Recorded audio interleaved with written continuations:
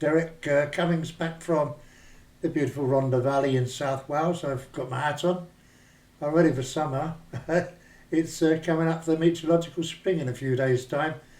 Anyway, Rhondda Valley, it's a lovely place if you've got a camera, if you know it. Come up here, take some photos. I'm a photographer and you'll have a great time. There's Cardiff and lots of other places nearby that you can enjoy. I'm here today to talk about a couple of subjects. One of them affects people with very severe COPD, and severe COPD doesn't seem to affect people with mild or moderate. Don't worry if you are mild or you're moderate. You may never ever get to the stage I'm at now. There is so much research going on. I've never seen so much research as what there is at the moment. It's just an absolutely amazing amount of research, and as you imagine, it's not going to be long before something's found that will halt the progression, or at least delay the progression by quite a number of years, and make our breathing much better. Well, that's what I'm hoping anyway. But what we're going to talk about today, well, I want to talk about something that's not very often talked about in the blogs as far as COPD is concerned, and that is the fight or flight response of the body. Now, the fight or flight response is due to the body's reaction to not getting enough oxygen. When you don't get enough oxygen, what your body starts to do is to cut down the flow of oxygen to certain parts of your body, certain systems. It starts to let them shut down a bit to preserve oxygen, to allow more oxygen to the places that really do need it, like the heart and the brain and places like that. And the two places that are affected the most is, unfortunately, the bowels and the bladder. So, as what used to happen to me when I used to do a thing called geocaching, and it went out with a GPS. I had to find a bit of treasure and swap it. And I found when I was in the late moderate stage that I would suddenly get the need to poo, and I mean to poo now. And this quite often wasn't actually possible, so I had to stop. And I found that if I stopped for a couple of minutes, that the whole urge would go off and I could just carry on my way. And this often happens if I was doing something and I found that I needed to suddenly wee as well. Well, that is easier if I'm somewhere. Being a man, there's always a tree, but it's not always possible. We can be out on a high street. And the problem is, having COPD and our oxygen levels has gone down, we can't exactly run. Well, we can't run anyway because we don't have the breath. So again, you've just got to stop where you are, because if you start to rush and you start to run, you're going to make things worse, and you're going to increase the chances of having an accident. So if this ever happens to you, realise what it is. It is your flight or response to flight or fights. It's that response, and what you've got to do, just stop and you'll be okay. Now, I've got around this problem now because I can't go very far without getting short of breath, so I use a mobility scooter. I don't tend to get it because I'm on a mobility scooter and I've got my oxygen with me on the scooter, and anyway, I can go at 4 miles an hour up through the shopping centres if I need to find a bathroom, or what they call a toilet here in the UK. Anyway, that's talked about that. I'm going to change the subject now to something far, far more serious, and that is the new coronavirus that's just starting to trouble us.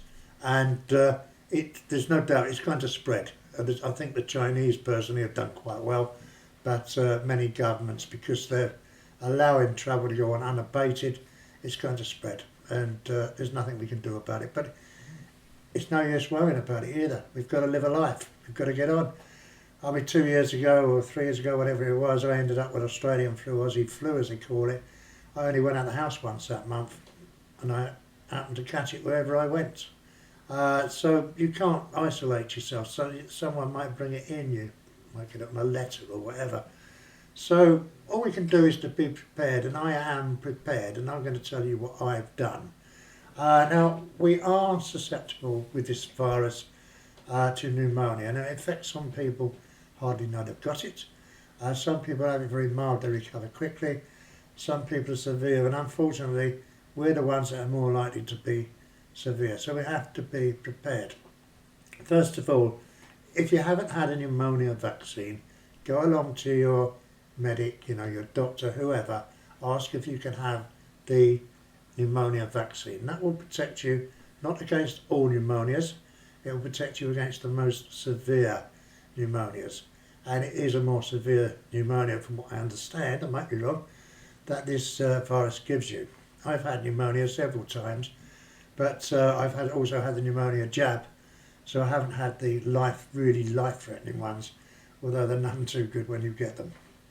Now, also apart from that, make sure that you have an emergency pack. If, like me, you're allowed emergency packs, make sure you've got antibiotics in the house. Make sure that you've got prednisolone, your steroids, in your house. If you use a nebulizer, make sure you've got a nebulizer patch as well. If you go down, you wake up in the morning, you feel ill, and you know that you've got something, immediately start your antibiotics. Now that doesn't cure the new virus, it doesn't cure it because it's viral, but what it does is it stops with the pneumonia. If the pneumonia starts to take hold, your antibiotics will fight that pneumonia. So that's the one to remember. You need to take your steroids. Now, another big problem with this new virus is it causes massive inflammation in the lungs. Well, that's what we get with bronchitis and everything, inflammation. And it is the steroids that reduce the inflammation. So take your steroids. If you have a nebulizer and you start getting a bad chest, which I would expect you to, start nebulizing 3 or 4 times a day. I would even go more if I had to. Breathing is the most important thing. If, like me, you're on oxygen, you obviously have an oximeter. If you haven't got an oximeter, get an oximeter. And you notice that your oxygen levels are going a bit low, increase your flow. I know we're told we're not supposed to, but increase your flow, because at the end of the day, we've got to get oxygen into our body. And another thing is the way this virus works, it works by trying to prevent the oxygen getting into the body. Well, we want to beat the damn thing. And that is the best advice I can give you. Now, I think that gives us the best chance of getting through it, don't you? So give it a go, and don't be worried. We've got to live a life, we've got to get out, and summer's coming, so we're not going to be all cramped up. Keep away from big sporting venues, obviously. Keep away from crowded places. Go to places that are more spread out. Places like South Wales, a bit cold at the moment. It's snowy now and then. It's going to snow tomorrow. But go to nice places and enjoy your life and keep smiling. That's all I can say. Be optimistic. It may go away. You may never see it. We just got to be careful. Anyway, for now, I'm going to say cheerio. And before I go, if you've got anything you would like me to talk about, and I'm often looking for subjects to talk about on these videos. This is the 26th video I've done. I'm quite amazed when I counted them up. Let me know, and I'll have a look into it for you. So I do look forward to hearing from you, and thank you very much for all the comments that I do get from many of you guys. It does make the whole thing worthwhile. In fact, I do know a couple of these videos that are now being used in teacher training for nurses, which is really makes me feel privileged. It makes it feel as though it's worth doing the whole things. Anyway, for now, keep smiling, breathe easy, and I look forward to chatting again soon. Have a nice day. Bye bye.